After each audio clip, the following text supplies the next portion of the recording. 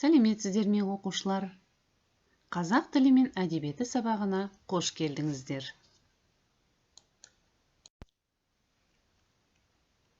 Бөлім: ежелгі көшпелілер мәдениеті. Сабақтың тақырыбы: нәтиже сабақ. Мен не үйрендім? Бірінші сабақ. Сабақтың мақсаты: жіктеу, сілтеу, сұрау есімдіктерін жазба, ауызша жұмыстарда орынды қолдану. Ал балалар, сабаққа дайын болсақ, жазылым тапсырмасы. Бірінші тапсырма: бинго ойыны. Кім торды тез толтырады? Әр торға тиісті сөздерді жазыңдар. Орындау уақыты 10 минут. Әр дұрыс толтырылған тор бойынша 1 балл, жалпы балл 4 балл.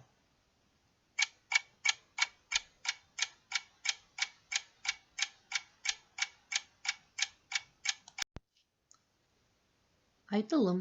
Екінші тапсырма: сұраққа жауап бер.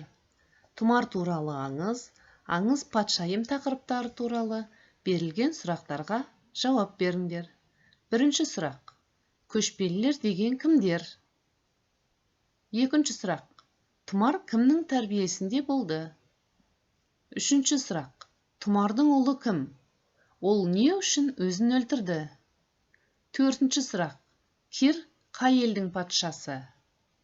Бесінші сұрақ: соғыста кім жеңіске жетті? Әр дұрыс жауапқа 1 балл.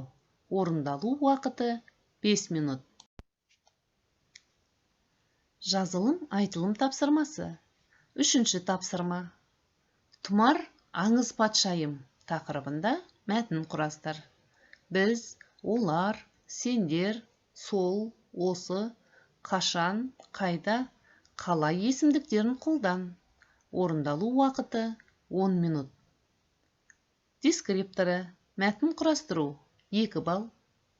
Берілген жіктеу, сілтеу, сұрау есімдіктерін қолдану 2 балл. Сауатты қатесіз жазу 1 балл.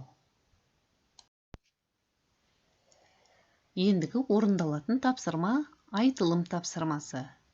Вен диаграммасы арқылы Кир патша мен Тұмар патшайымға сипаттама беру, ортақ қасиеттерін табу.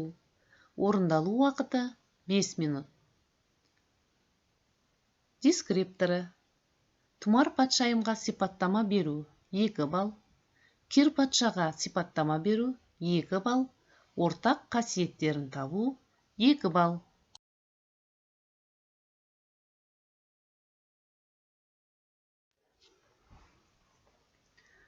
Бүгінгі сабағымыз да аяқталып қалды балалар.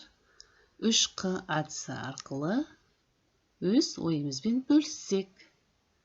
Қажет, қиын, қызықты болды.